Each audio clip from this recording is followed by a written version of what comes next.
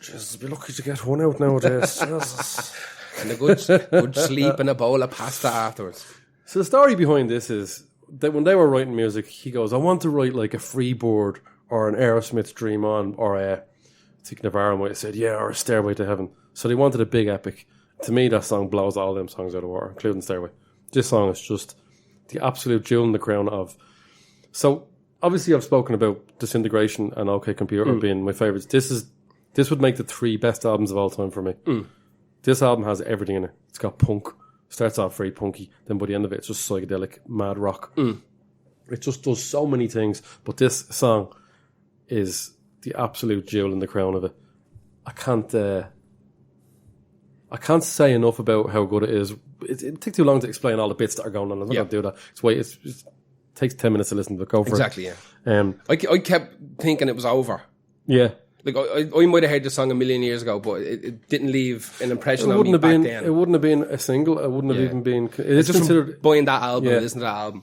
It's considered one of their best songs, but like it's one of the hidden, not the hidden ones. It's not going to ever get played on radio. It's nearly 11 minutes long. All done in one take. Fucking hell. Madness. That's the bit that still shocks me. That's bananas. One take, they did that. And that's why it's so raw. That whole album is raw.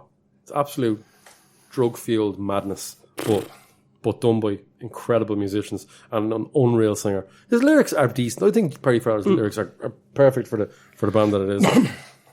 The fact that it was done in one take still gives me the shivers to even think about. I'd love to see that being done. They don't gig anymore or anything like that. Did they do bits every now and again? They did an anniversary of this album, a 30-year anniversary of this album a while ago, I think. Hang on, 1990. What would that make it if it was 2 years ago, 3 years ago?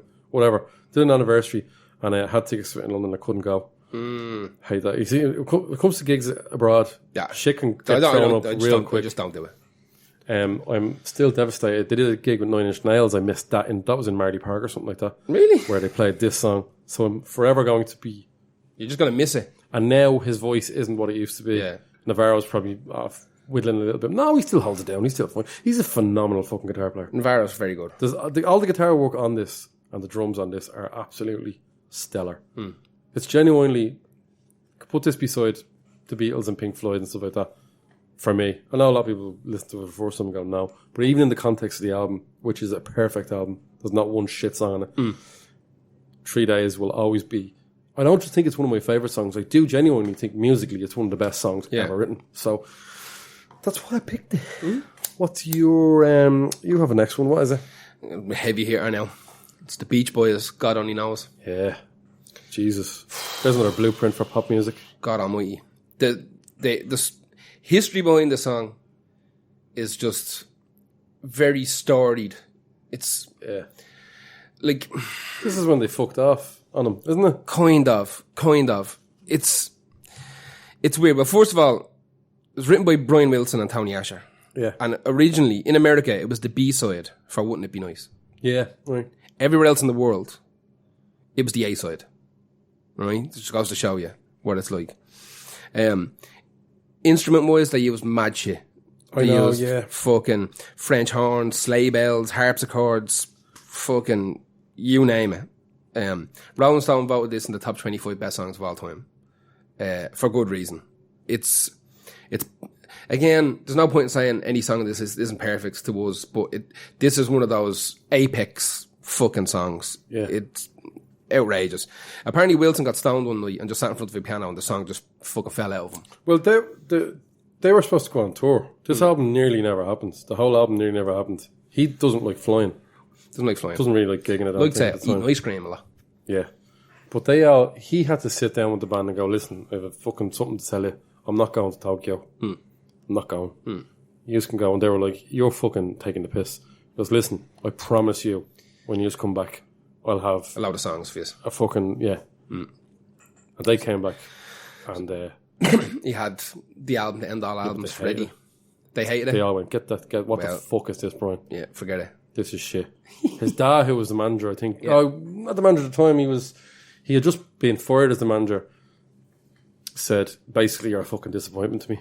when they heard all these songs. Whereas the rest of the people on the album, all the people he hired to do all those French horns and all, were going, this is going to change music. That's fucked up, isn't it? What's interesting is that when they were recording this, there was 23 musicians in the studio when they recorded this song. Yeah. Right? Jesus. The Rolling Stones were there. It's across the board. Yeah. Everybody was there. Studio session crew, the wrecking crew, provided a lot of music for it. Yeah. Unusually, it's sang by Carl Wilson. Right. Yeah, right.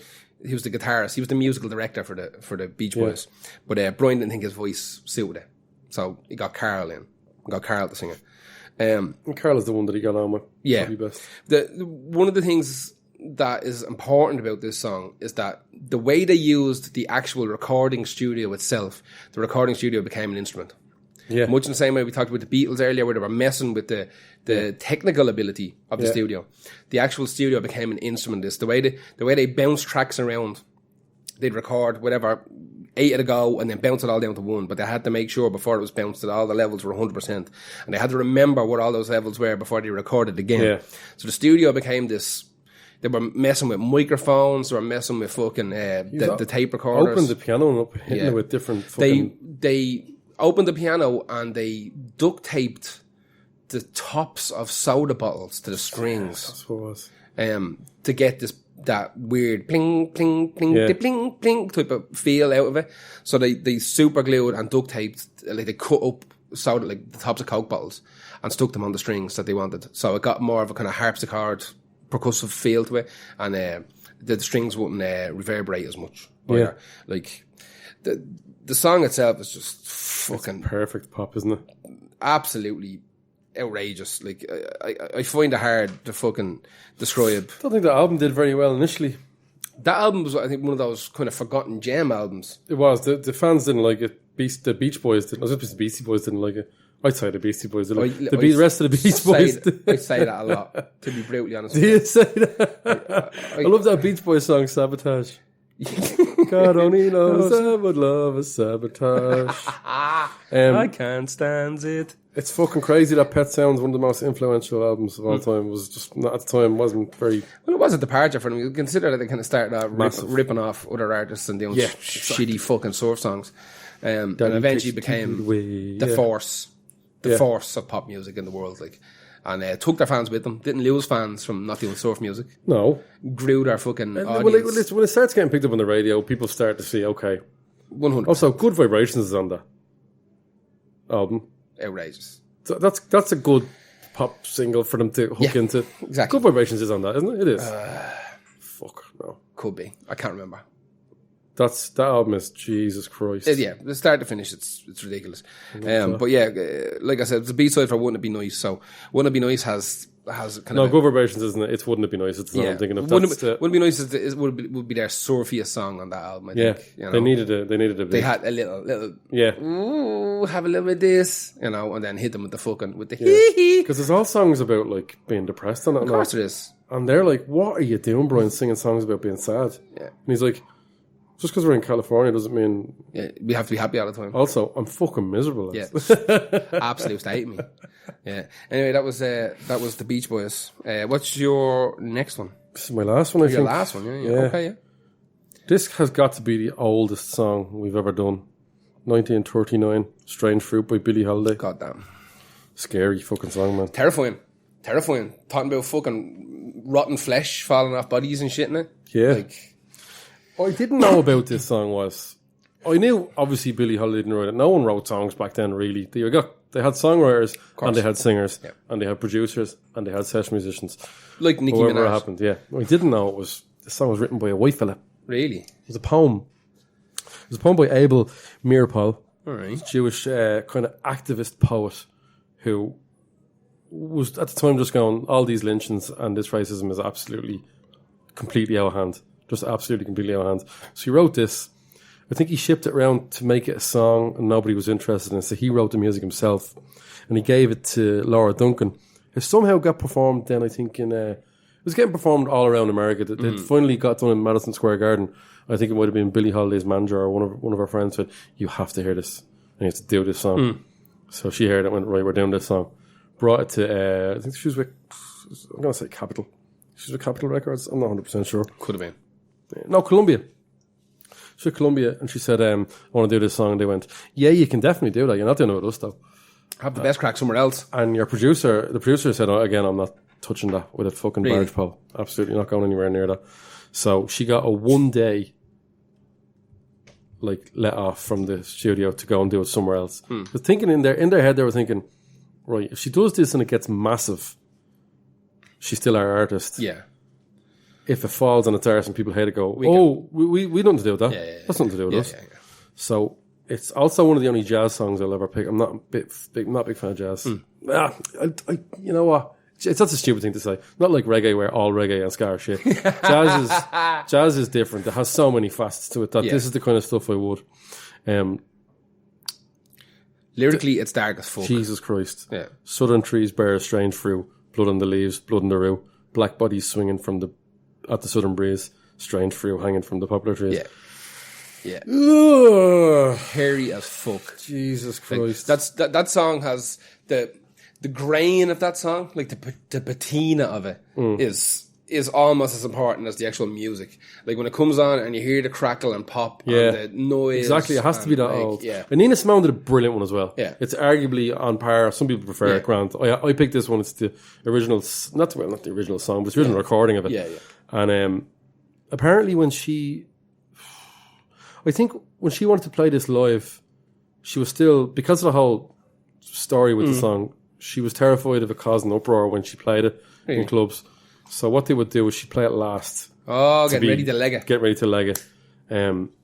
But she also wanted it to feel dark, so all the waiters would have to stop serving. The bar closed. All the lights went out except for one on her. Christy Moore job. Yeah, absolutely. Christy Moore. Christy Moore, yeah. Fucking hell. Morrissey. Then she sang it and then gone out. Peace out, drop the mic. Peace out. That song is being covered. But like I said, Nina Simone. UB40 tried to kill the world. You were mad for UB40. I picked one song in the thing. But you've talked about them twice in this podcast alone. Yeah, I hate them. But they covered it. Jeff Buckley, Susie and the Banshees, and then of course it's sampled on Yeezus' album. Yep.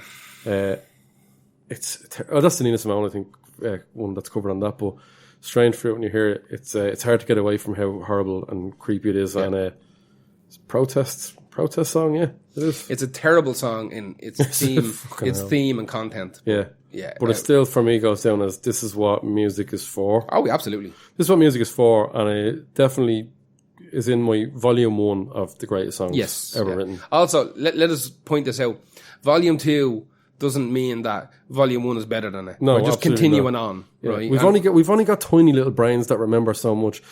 After this, we're going to walk away going, you know what would have been better. Yeah. So it's not. It's just the first collection. Yeah. We're going to have to do a whole podcast on like best fart noises just to reset the brain. Exactly. Yeah. And just then come back into it. Look, there was a full day's research in this podcast for me. Yeah, there was a lot of it. And just even listening to the songs over again and trying to... I try to listen to them, especially stuff like Smells Like Teen Spirit and At the End of Life, with fresh ears.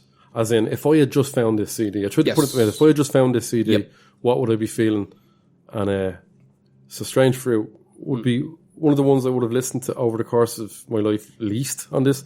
But I still, because it's not fucking easy to listen to. Of course it's not. It's not something you stick on in the car. It's not something you stick on a sunny day. It also sonically doesn't match 99% of the stuff you're going to listen to. It's much lower because it wasn't fucking mastered. Yeah. Any version of you get is it all works weird. It all works for there's certain magic in all these. There's a certain amount of things that happened during the recording of all these songs that was magic. A certain amount of luck maybe as well. Yeah. But you have one left, don't you? I've got one left and I'm doing it. I'm doing it. And it's Paranoid Android by Radiohead.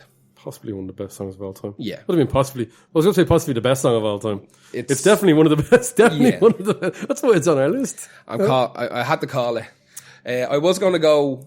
to be honest with you, as much as we give out about reggae, we probably talk about OK Computer being one of, if not their best album for us ever recorded. Because of that, it would be very easy to take your pick from multiple songs on that album. Especially ones that... Yeah, like I said, favourite. When you hear Paranoid Android album, you think, there's Paranoid Android. Exactly. You're not always taking it in until the very end of the song where you're forced to take it in. Yeah. This is this is the main flag in the ground for this album, and it's fucking outrageous. Revolutionary song. Yeah, it's recorded in 4 parts. It's fucking mad. The name, you know where the name comes from? No.